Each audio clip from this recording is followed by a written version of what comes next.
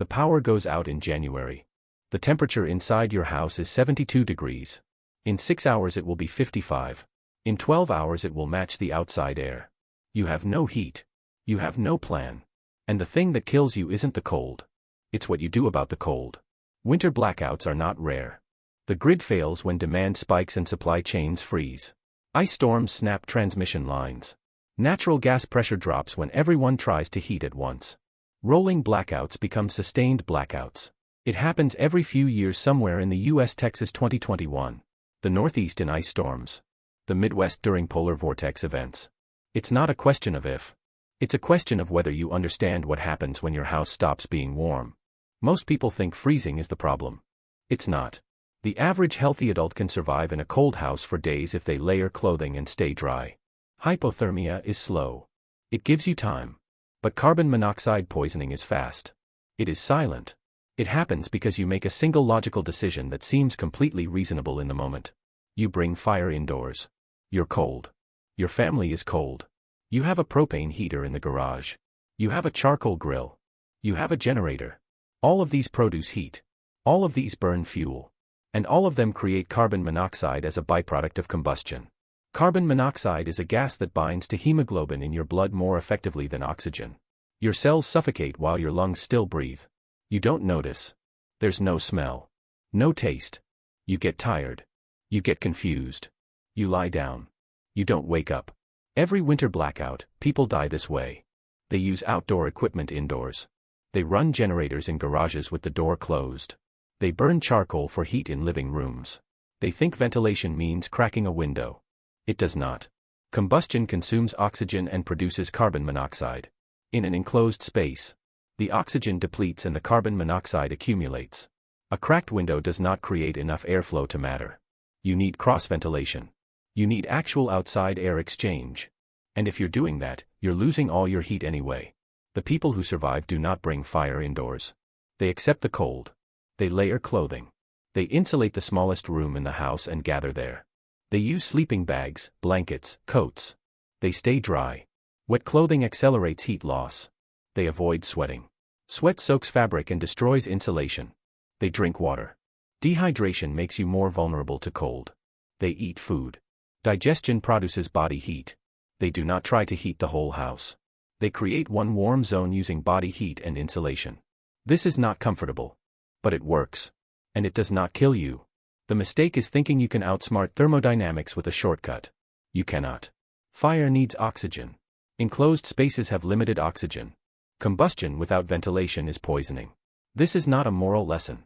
It is chemistry. Most people also do not understand how long the blackout lasts.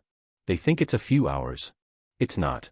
Winter blackouts extend because repair crews cannot access damaged infrastructure under ice. Roads close. Substations are buried. Transformers fail in cascades. The grid does not restart quickly. You are looking at days, possibly a week. After 72 hours, your neighbors start making decisions. Some of them bring fire indoors. Some of them run out of food. Some of them leave. The ones who leave drain their pipes so they don't burst. The ones who stay often don't. Pipes freeze. Pipes burst. Water damage is permanent. But you won't know until the thaw. If you have water stored, you're ahead. If you don't, you're gathering snow and melting it. Snow has low water content. You need a lot of it to produce drinking water. Melting snow requires heat. You can use body heat, but it's slow.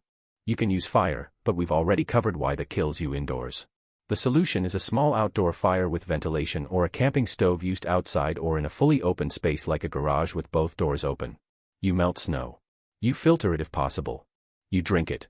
This is tedious. It takes time. But it keeps you alive. Food is simpler. You eat what doesn't require cooking. Canned food. Dry food. Anything shelf-stable. Your refrigerator is now useless, but in winter your garage or porch is a freezer. You move food there. It stays frozen. You protect it from animals. After a few days without power, stores are empty or closed. Supply trucks don't run when roads are ice. There is no resupply. What you have is what you get. The cold inside your house becomes the new normal. You adjust.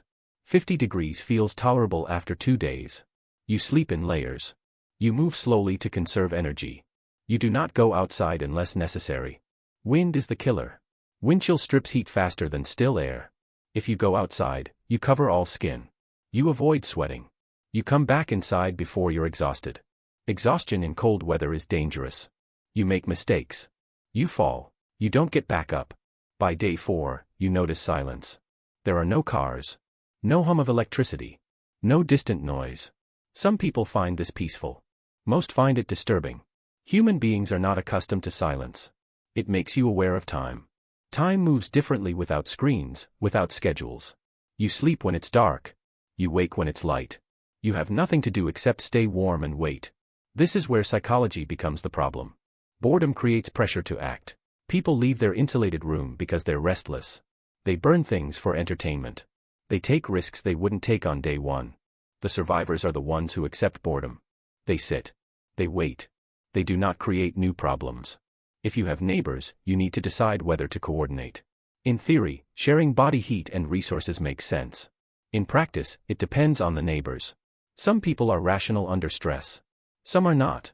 If you know them and trust them, consolidating into one house can work. You insulate one room.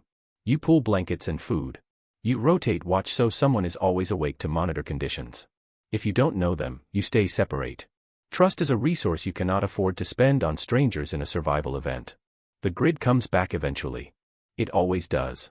When it does, you heat slowly. You do not crank the thermostat. Pipes that froze may have burst. You need to check for leaks before you pressurize the system. You inspect your house. You document damage. You restart systems one at a time. You do not assume everything works. The people who died are already dead. They're in houses with generators running in closed garages. They're in living rooms with charcoal grills. They're lying on couches, looking like they're asleep. Carbon monoxide deaths look peaceful. That's why they're dangerous. There's no struggle. No warning. Just a quiet shutdown. The lesson is not about preparedness. It's about understanding physics. Heat is energy. Energy requires fuel. Fuel combustion requires oxygen and produces waste gas. Enclosed spaces trap waste gas. You cannot negotiate with chemistry. You either follow the rules or the rules follow you. Winter blackouts will happen again. The grid is aging. Demand is increasing. Weather is unpredictable. When it happens, you have 2 choices. You can try to stay warm by burning things indoors and die quietly in your sleep. Or you can accept the cold, layer up, stay dry, and wait it out in discomfort. Survival is not about avoiding suffering. It's about choosing which suffering keeps you alive. The cold is uncomfortable. Carbon monoxide is fatal. You do not get to avoid both. You simply choose which one you're willing to endure. Most people choose wrong because they prioritize comfort over logic. The ones who survive are not tougher. They're just willing to be cold.